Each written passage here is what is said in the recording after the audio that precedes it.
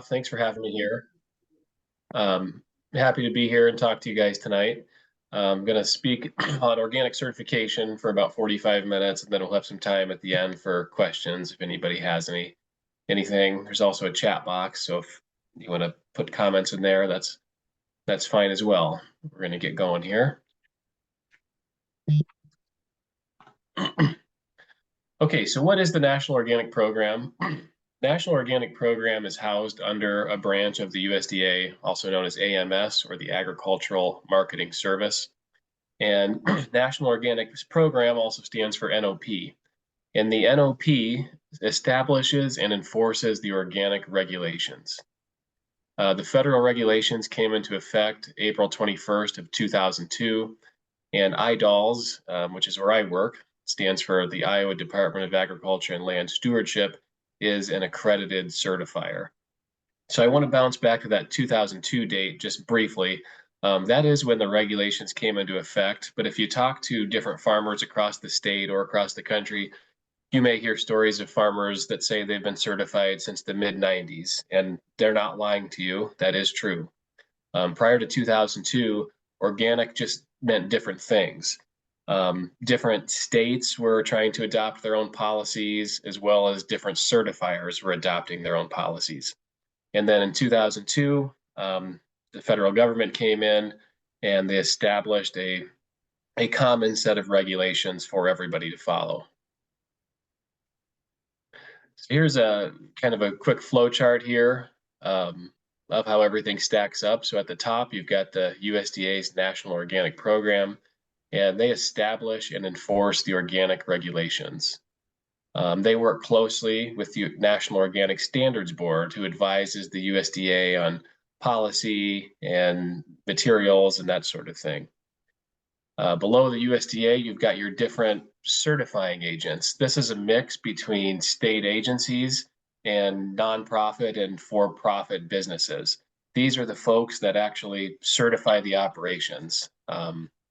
They create their own paperwork, their own organic system plans. They send organic inspectors to your farm, and the certifying agent also makes certification decisions on whether or not an organic certificate would be granted.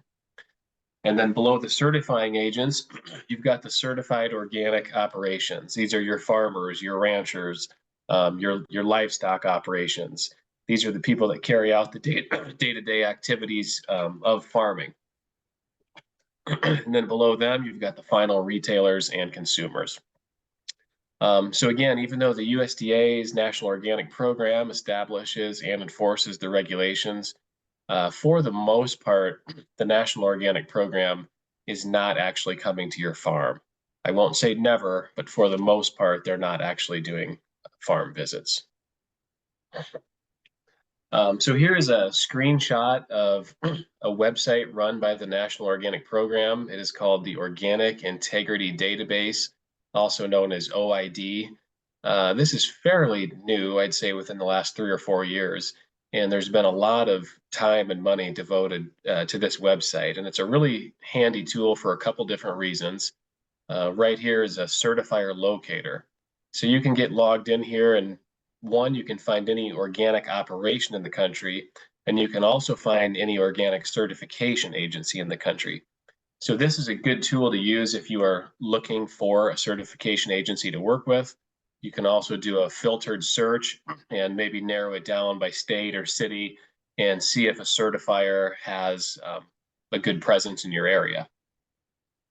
One other thing I would add is new last year, certification agencies are now required to print and update their certificates on this OID website. So if you're a buyer or a consumer and you want to know if somebody's certified, you can put their information in here and go ahead and download their certificate right offline.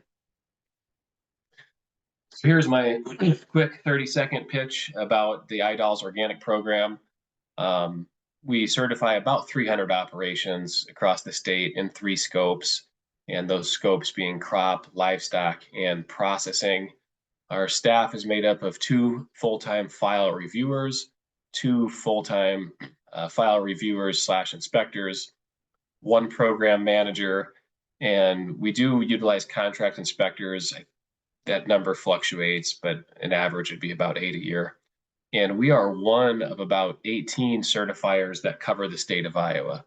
So we are the only state agency that does organic certification, but we are not the only shop in town. And just because you certify a farm in Iowa does not mean you have to work with us or get approval to work with anybody else. People have their preferences, and I'll get into that here in the next slide. So here's a slide of some different agencies that also work in the state of Iowa. The top one is CCOF certification. And when I say top, these are in alphabetical order. I'm not ranking them. But CCOF is based out of California, and they do certify some farms right here in Iowa. Some of the other common ones might be Global Organic Alliance, Minnesota Crop Improvement, OCIA is pretty big here in the state, and MOSA is another common name. So regardless of which certification agency you work with, the rules and regulations are the same. The process, I believe, would be very similar. You might have some differences in paperwork and fee structure and that sort of thing. So while I can't comment on all of the agencies, this is kind of a snapshot of our process here at IDOLS. Step number one is you would submit an organic system plan to the office. Those are forms that we create, and we send you a blank set of papers. So you would fill that out, pay any applicable fees. You'd want to verify that any products you're using have been approved. And I'd like to caution people, the first time you fill out this organic system plan, it's not necessarily a pass-fail. I think there's quite a bit of working back and forth with the office, and we'll let you know if we need clarification on something or if you missed some pages here or there. It's not a one-time pass-fail situation. So if your paperwork looks like you may comply with the standards, then you would be ready for an inspection, and we would pass on your organic system plan to an assigned inspector. So the inspector is actually going to go out to your farm, view your operation, audit some records, and then he or she is going to type up an inspection report and submit it back to the office. The office is going to take that inspection report and any attachments, any photos that he or she finds, and they are going to put your file through what's called a post-inspection review. And that's kind of the second check of your paperwork to make sure everything is in place. So once the file manager does the post-inspection review, again, there might be some communication back and forth. If additional information is needed, there may be a non-compliance here or there, a minor issue if it's deemed necessary. But after that post-inspection review, your file gets pushed along to the program manager, where he will make a certification decision. And he has the ability to grant or deny certification. If certification is granted, you will be issued an organic certificate, and you need that certificate before you can make any crop sales. And that process basically is repeated year after year. Okay, so the role of an inspector, two main things. The inspector is there to verify if you are following your organic system plan, and he or she is also there to look for any potential violations of the regulation. That's really it. And if you're certified long enough with any agency, agencies do rotate inspectors. So if you get an inspector that comes out to your farm and he was just super helpful and told you which products to use and how to fill out your paperwork and how to market your crops, then I'll be honest, you didn't have a very good inspector. It's actually in the regulations that inspectors and certification agencies cannot consult.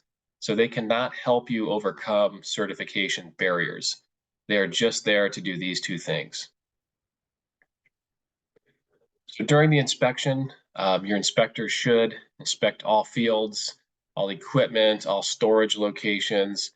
They will conduct mass balance audits and trace back audits of products or crops coming in and out of your system. They will verify that you're following your OSP.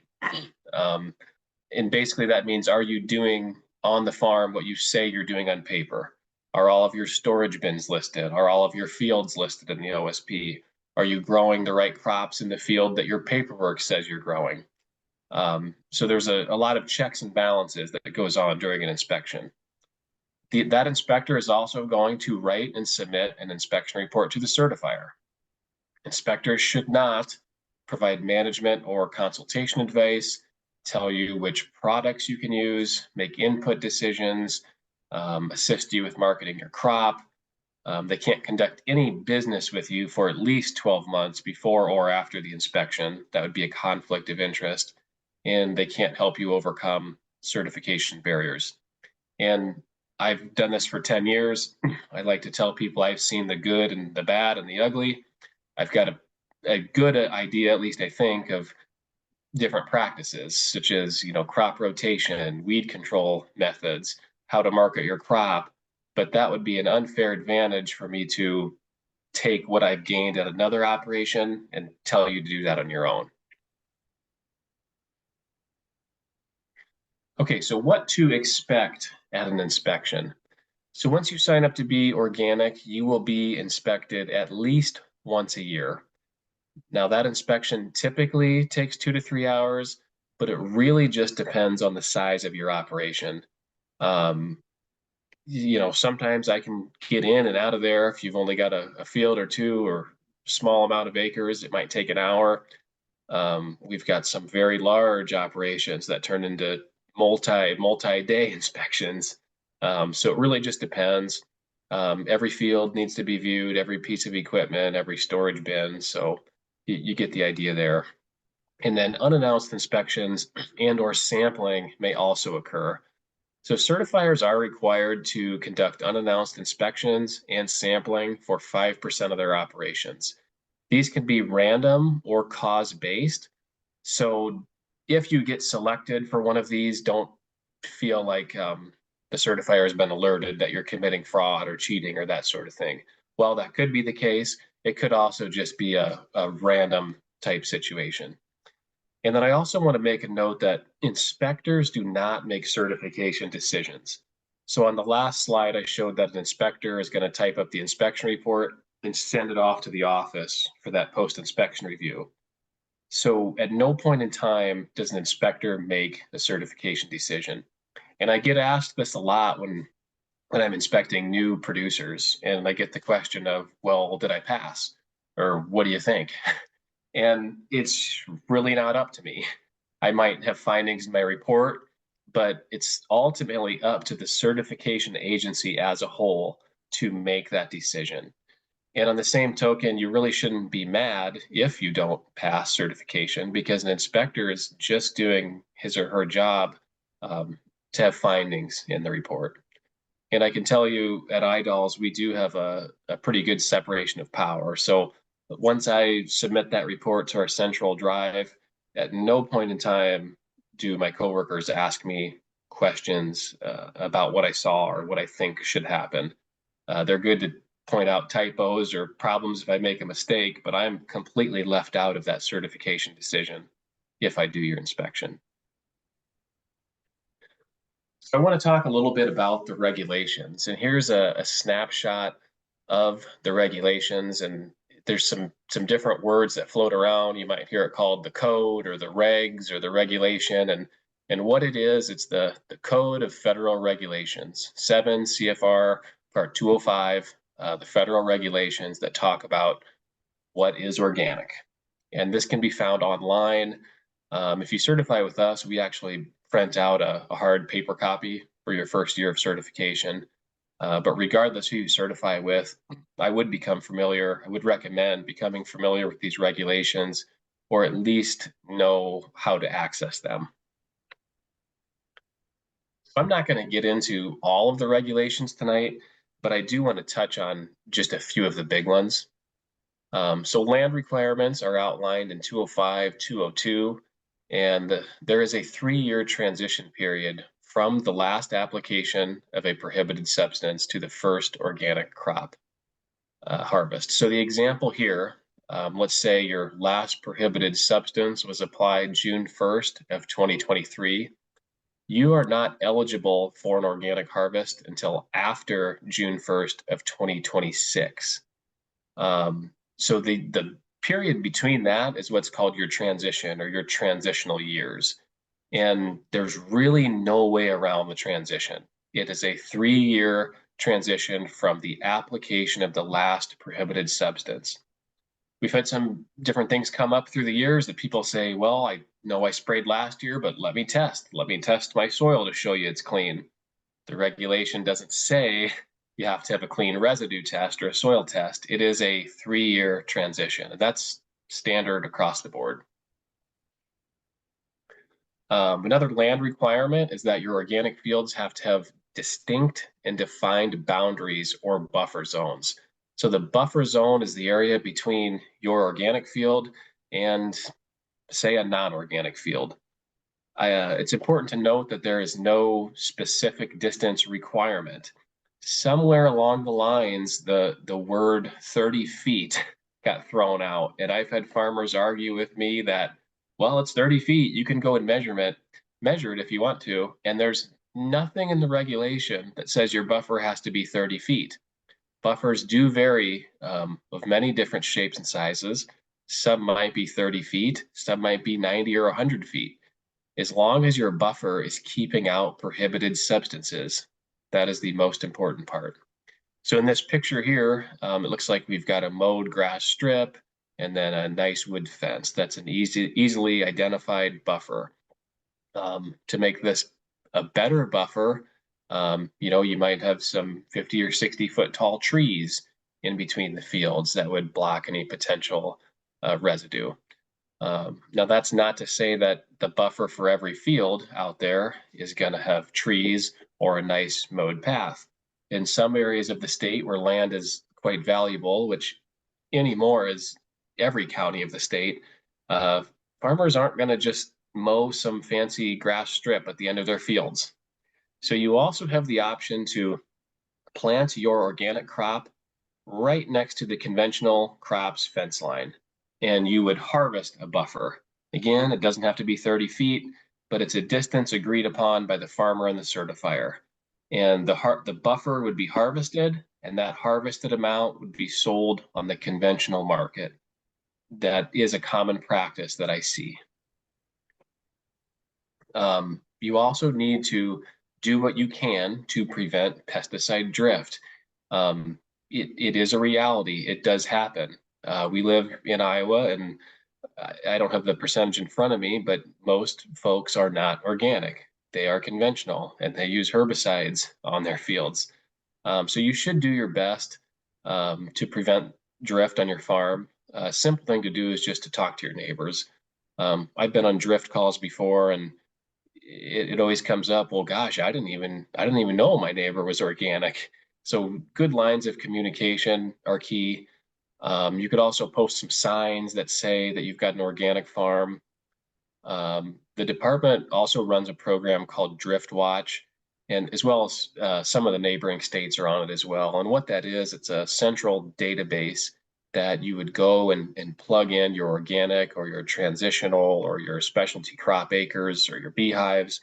And when different commercial applications are taking place around you, your sensitive crops would show up on this list. Again, it's not a catch-all, end-all. We still get drift, but I think the use of this website does limit drift to some extent. So crop rotation, this is a big one. Crop rotation is an organic requirement. And when you talk crop rotation to conventional farmers, it's common that they say, oh yeah, I know crop rotation. I grow corn and then I grow soybeans. And that's not a really good organic rotation. So the organic requirements say that you have to alternate your crops. They also say that your crop rotation must include, but not be limited to sod crops, cover crops, and green manure crops that provide these 4 functions. A common crop rotation in Iowa is for farmers to break up their corn and soybeans with something perennial. So they would plant like an alfalfa crop in there with a small grain. An example of this would be a corn, soybean, oats alfalfa rotation or barley alfalfa, oats and clover, barley and clover. We don't tell you you have to do it this way, but the regulation is pretty clear that your crop rotation has to include sod crops, cover crops, and green manure crops. So just growing the annual crops of corn and soybeans really doesn't fit this description. And again, this is the definition of crop rotation, which is outlined in the appendix of the regulation. And it says the practice of alternating the annual crops grown on a specific field in a planned pattern or sequence in successive crop years so that crops of the same species or family are not grown repeatedly without interruption on the same field. So the key word there is interruption. You have to do something that provides an interruption of annual crops. 205, 206 talks about crop, pest, weed, and disease management. Weeds can be challenging on organic farms. Ways to control them are mowing, livestock grazing, hand weeding. You can get out there and pull. Mechanical cultivation is probably the most common one I see.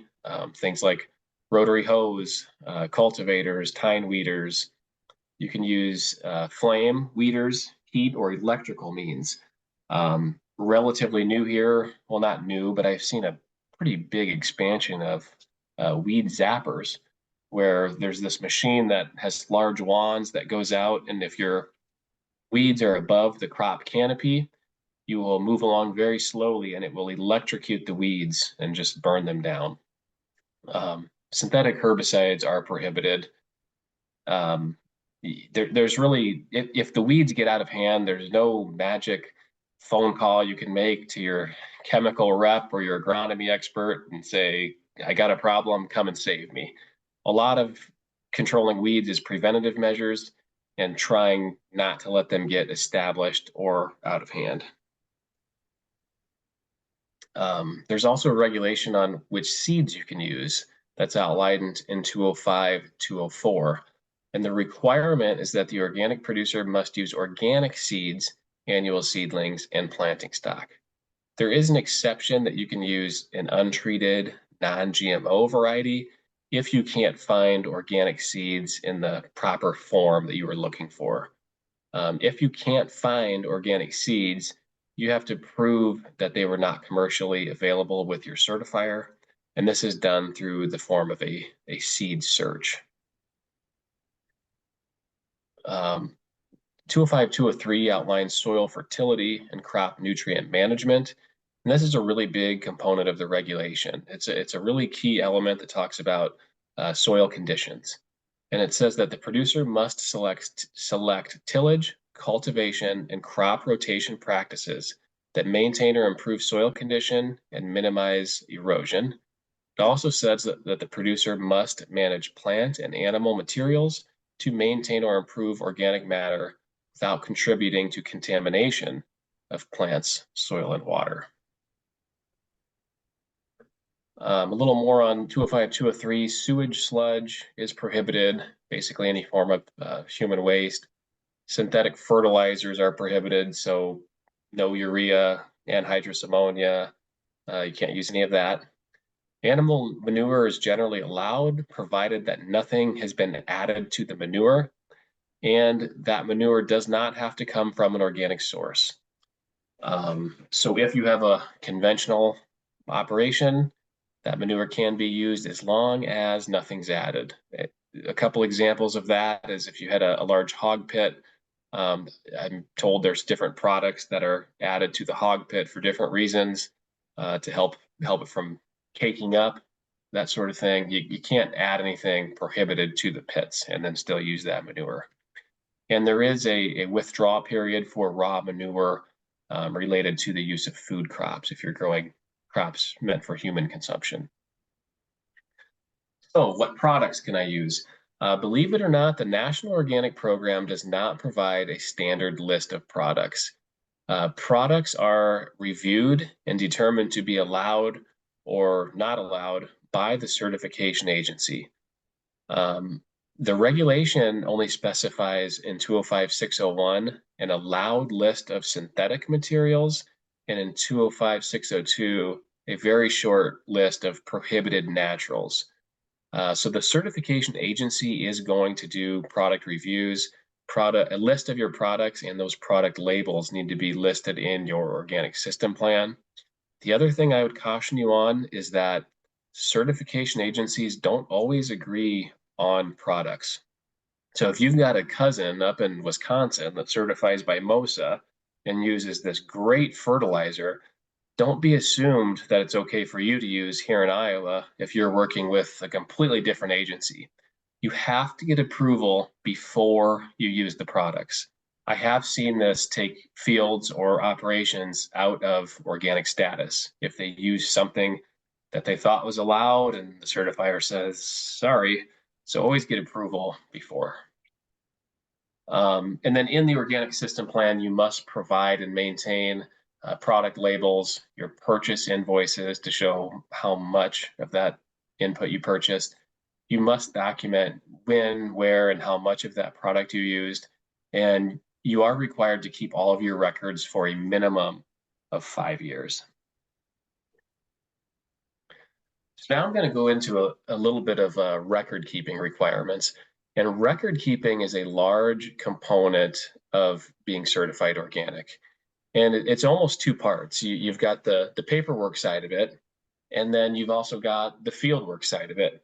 You can't be great at one of these and poor at the other. You have to at least be proficient or have the ability to manage records, or you won't get certified. So the application packet is divided into different sections that reflect different requirements of your operation. The organic system plan is updated once a year, like I mentioned, and you must keep a copy of your plan. This is another area where I see people fail is they fill out the organic system plan and they send it to the certifier and they don't keep a copy. You can't possibly remember what you're doing if you didn't keep a copy of those records yourself.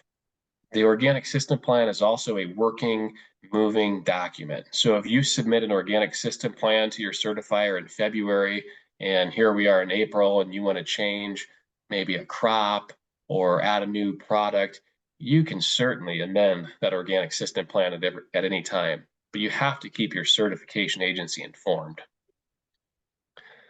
Record keeping is outlined in 205-103 of the code, and this reads, a certified operation must maintain records concerning the production, harvesting, and handling of agricultural products that are or that are intended to be sold, labeled, or represented as 100% organic or made with organic.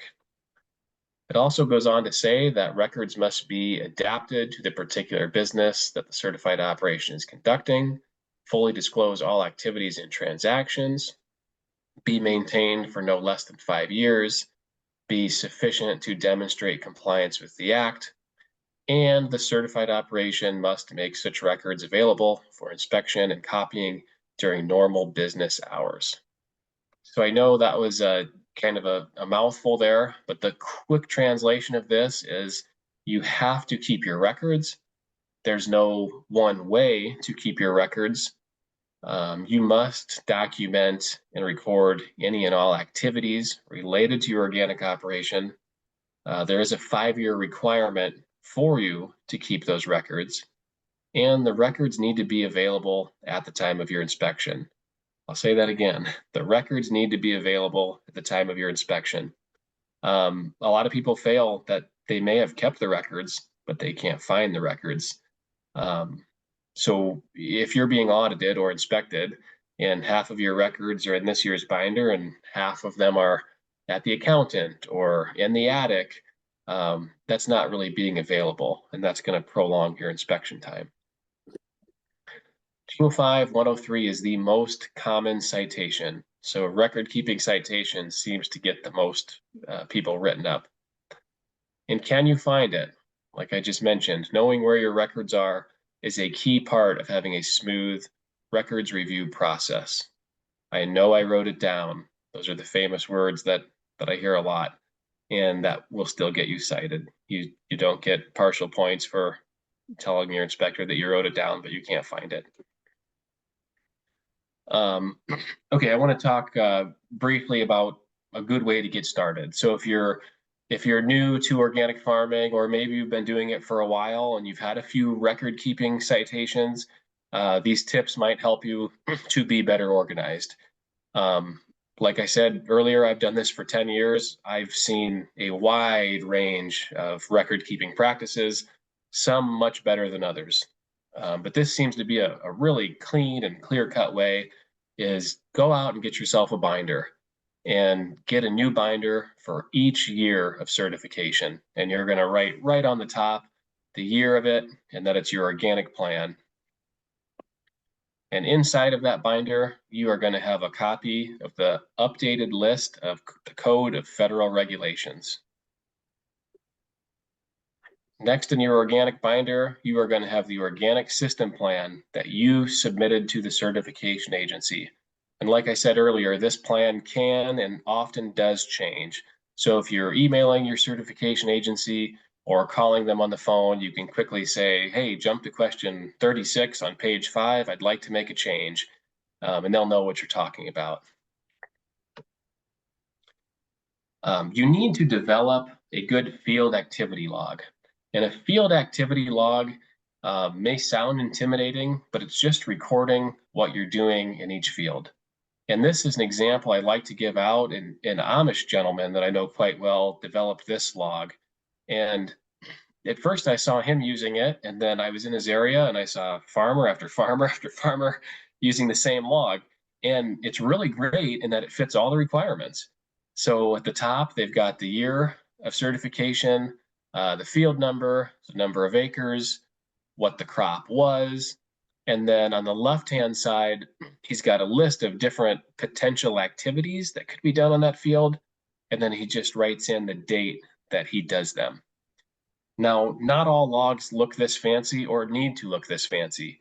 This is also a good example of a field activity log, where you would just write at the top of a blank sheet of computer paper what field it is and chronologically what you did in that field. This also meets the requirement. And I like to remind farmers, just keep track of what you're doing. If you're milking dairy cows, write down that you milked dairy cows. If you're planting a field, write down that you planted the field. Dates do matter and activities do matter.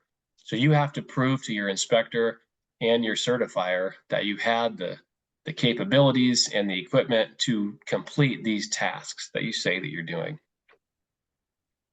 A list of inputs is also a great resource to have in your binder. Here at the Iowa Department of Ag, we log these in a central database, so we know what our farmers are using at all times if they tell us.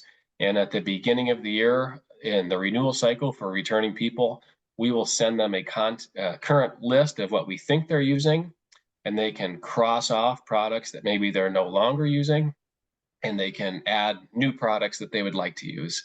And I think any certifier is probably going to have a similar process. Now, if you're going to use a product and you got to get it in tomorrow, it's a good idea to check your materials list. And if it's not on there, I caution you, do not use it without approval. So also in the binder, you're going to want to maintain your field maps. Your field maps need to indicate the crops that are grown, the acres of each field, the field number. They need to show your buffer areas and your field borders, any conventional neighbors or potential signs of contamination. They also need to show your bins and your storage areas. This is another form we maintain. It's called a field history form, where we can go in and track your history of each field back to 5 years. And I don't know if any other certifier has this exact form, but I think a field history is a common term that I've heard thrown around. You also need to maintain a seed log. So this is what our seed log looks like. At the start of the certification year, you would tell us which seeds you anticipate using. And during the on-site inspection, the inspector is going to verify that you did or did not use these varieties and make any updates needed. You have to keep your seed tags. So we require 2 forms of verification, and those 2 forms are an invoice and a seed tag. The invoice is going to show how many or the quantity of seeds that you bought, and the tag is your actual proof that you bought it. So that being said, if you buy 200 bags of soybeans and they were all the same variety, you don't really need to keep all 200 tags, but you do need to keep one tag of each variety. And these tags can be pulled off and placed into your organic binder. You could also take photos if that works for some people, but you do need to maintain your tags and your invoices. You need to list all the equipment that you're using in your operation. Custom operators are allowed, provided that they're listed in your organic system plan and you document that that equipment was cleaned. So when I talk about equipment cleanouts, you've got a couple different options. You could, if you have a split operation, you could theoretically buy 2 of everything, 2 planters, 2 combines, 2 green carts, the list goes on. A lot of people aren't flushed with cash or able to do that if they have a split operation. So you would just do equipment cleanouts. And basically what that means is every time that equipment comes or switches over from conventional crop to organic, you would have to thoroughly clean it out to avoid contamination. We created a form called the equipment cleanout log, which is pretty self-explanatory, that you would just list the type of equipment, the date it was cleaned, and the method that it was cleaned. And again, you don't have to use our log, but we try to make it easy for folks. And if you fill out this form, it's got all the required information on it. You need to list your storage locations and identify them. A common mistake I see people make is they will identify their storage bin as something in the OSP to appease the certifier. You might call it bin 1, 2, 3, and 4. But if you're doing day-to-day farming activities and you maybe don't call the bins 1, 2, 3, and 4, that can create some real problems. Bins don't need to be numbered. You can call it whatever you guys normally call it. If you were giving directions to a farm worker, you can call the bins by name, maybe the farm name. A new part of the regulation this year is that your bins, your storage containers actually also have to be identified as organic. So you might need like a number 1 and then the word organic underneath it. You also need to keep a storage log. And again, this is a form we've created. It's called the Record of Organic Product Movement. Like I said earlier, what are you doing on your operation? Are you planting corn? Are you milking cows? Are you putting crop into the bin? And that's what this form does. So if you're loading corn into a bin, you would put your estimated bushels coming in, and you would put your estimated or maybe your exact bushels coming out if you're able to get those scale tickets. Very important part of the inspection and the certification process is a mass balance audit. And what we're trying to find out here is how much did you produce? Did you have enough acres or enough yield to justify the amount of sales that you had? Does the yield support the acreage? And what was your average yield? We do mass balance audits for every operation every year. And I think most certifiers probably do something similar. An example of records we might look at for a mass balance audit is bill of lading forms, clean truck affidavits, scale tickets, settlement sheets, sales receipts, that sort of thing. And the second major audit that we do is a traceback audit. And a traceback audit is your ability to trace a product through the system. So I might take one settlement sheet for, say, a load of corn, and I would just like to see how that load of corn moved through your system. What bin did it come out of? What field did it come from? What were the field activities in that field to produce that crop, all the way back to what seed did you purchase or plant? And again, here's some examples of records viewed in the traceback audit. Your field activity logs, seed records, shipping documents, and sales settlement sheets. So I know I threw a lot at you in a short amount of time, but that was a brief overview of the process. And if you get through the initial paperwork and you get through the inspection and the post-inspection review, and you're granted certification, you're going to be awarded an organic certificate. You need this certificate prior to making any crop sales. And that is all I have for you. I'm happy to open it up now for questions if we have any. Hopefully everybody's not asleep. Thank you, Jamey. That was wonderful. We do have one question. Jean, do you want to unmute yourself and ask your question?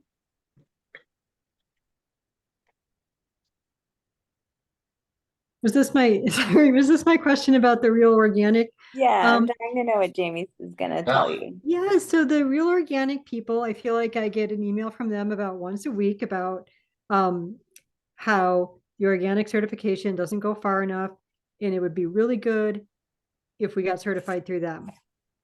And I feel like getting certified organic is about all I'm capable of, really, realistically, as a small operation. And I just wanted some input if you had any thoughts on that particular program, if it's a good thing, if it's an unnecessary thing, and if it's something I need to worry about. That's a good question. I don't know enough background about that organization to really make an educated comment here.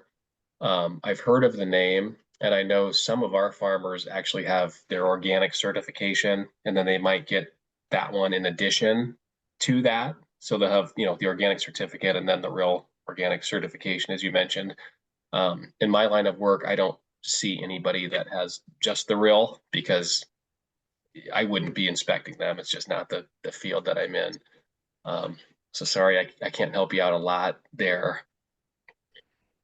No, I appreciate that. And some people did respond to me in the comments, and I appreciate their feedback as well. And I really appreciate this presentation. I haven't had any formal training in the organic process, so this has been really, really wonderful.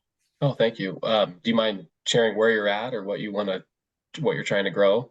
I'm at the Indian Creek Nature Center in Cedar Rapids. We took over a conventional farm back in 2016. I initially transitioned about 6 acres of it to vegetables and fruit and nut trees in 2020, and now I'm taking over 40 acres of conventional corn and soybeans to transition that to organic. Oh, that's great.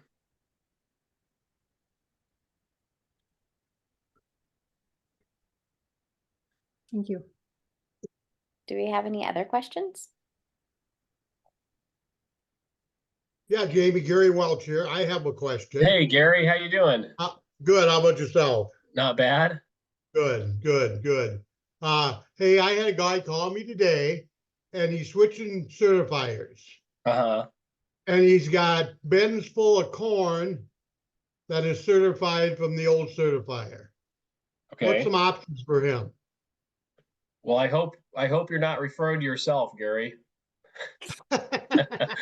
So I will say that people do switch certifiers from time to time. It's not unheard of. I wouldn't say it's common.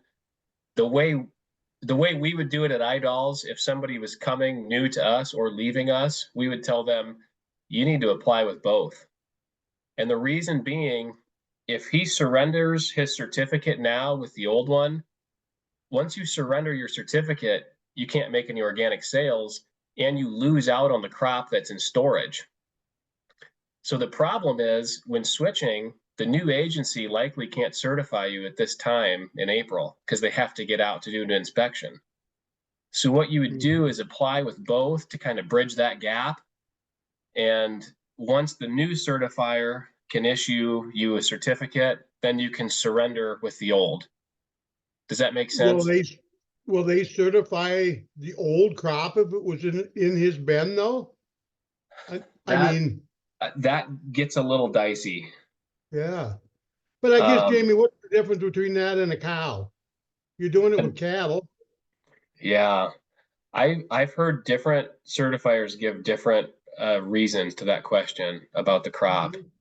The cleanest way to do it would be to sell everything and then switch. Well, see, that's the problem. He can't. He's feeding it all to livestock. Oh, So he can't sell it, or he needs it, all fall till new crop comes in.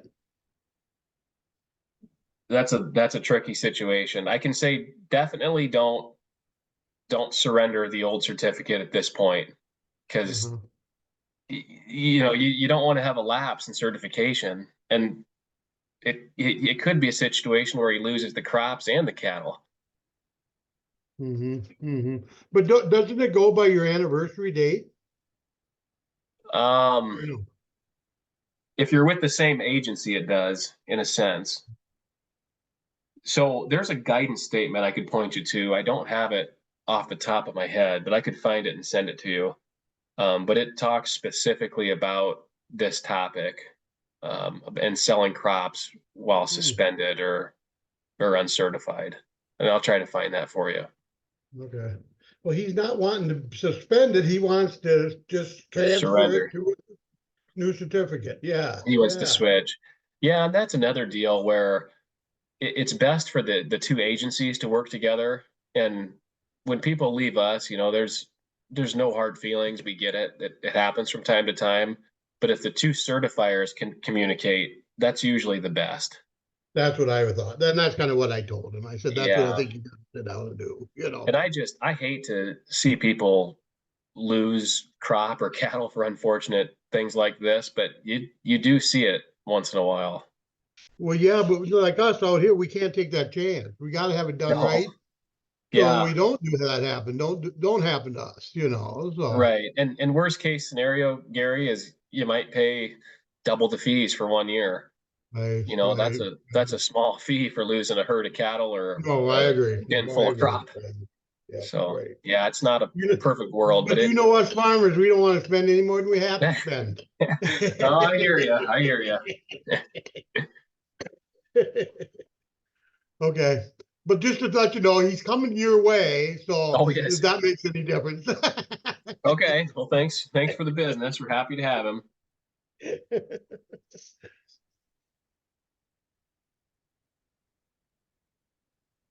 Any last questions?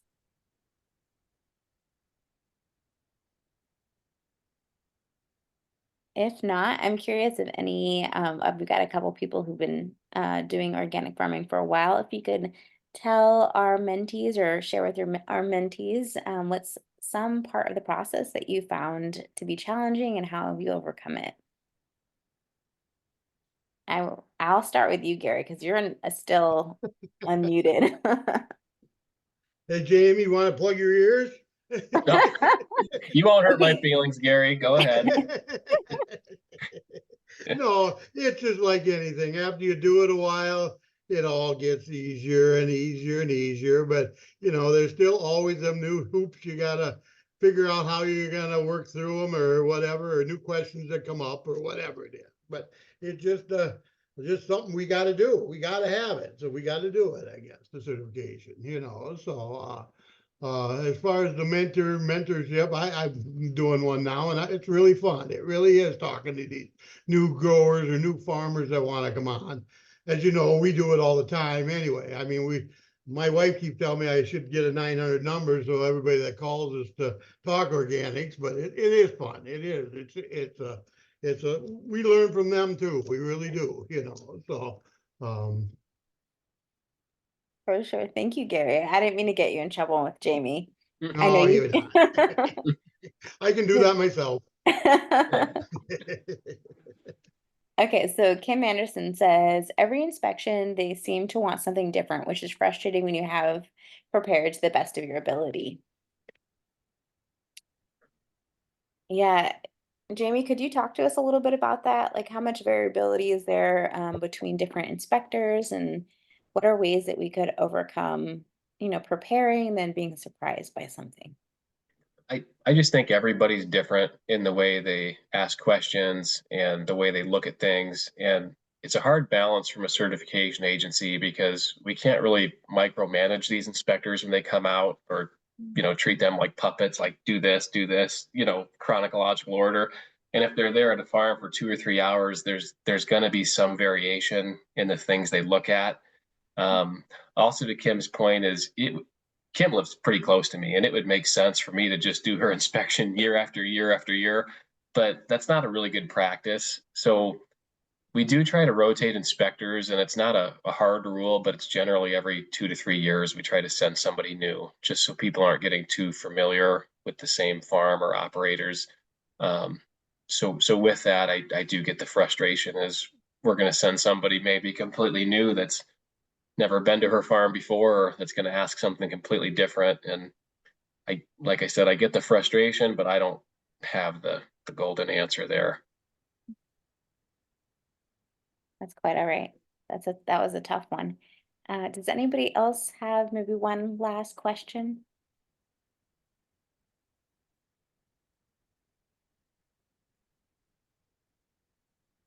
If not, we can go ahead and thank Jamey, and y'all can have the rest of your evening to yourself. If you'd like to stay and hang out for a bit, please do. Yes. Thank you, Jamey, so much for Yeah, coming. Thanks for having me. And for sharing with us. It was very helpful. There are some things I was like, I've always said the 30-foot rule, so I had to laugh at that. I've been saying that wrong for quite some time. So I learned lots of new things too. So thank you so Mhm. much. On that point, is there if somebody is spraying in the air or is somebody like spraying on the ground, are there any scientific studies out there that show how far drift occurs? That's a good question. Does anybody have an answer to that? I would disagree, Welch. I would say there's a lot of variances there. It depends on the wind, and it depends on the crop that's there and all that. I mean, if it's a low crop, it's more apt to drip farther than like corn that's a little taller or something, you know. And just to be honest, we had that happen to us about 10, 12 years ago.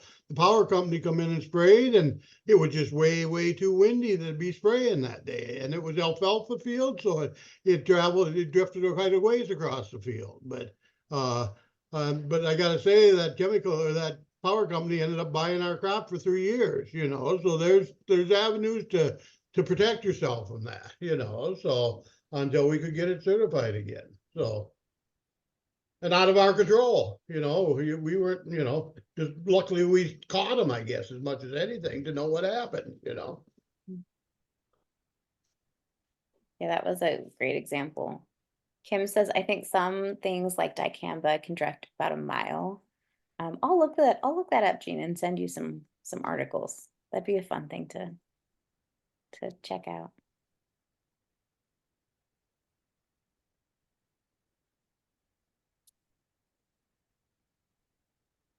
Any other comments, questions, thoughts? Okay, all right, then I'm gonna call it a night. I hope you all have a good night. And I wanted to remind you that our next session is going to be on organic inspection. So we're gonna have 2 more inspectors come out and talk with you. We're gonna have Jack Knight, and I can't ever pronounce Mark's last name, but I think it's Gitzlinger from MOSA. So they're gonna be with us. And that's going to be May 16th from 6:30 to 8. So feel free to come, and you can always invite a friend if you'd like that.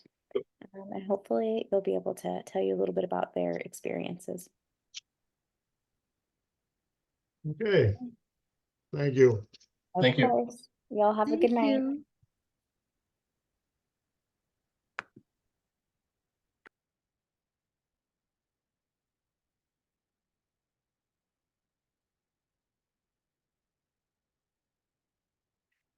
Okay, great.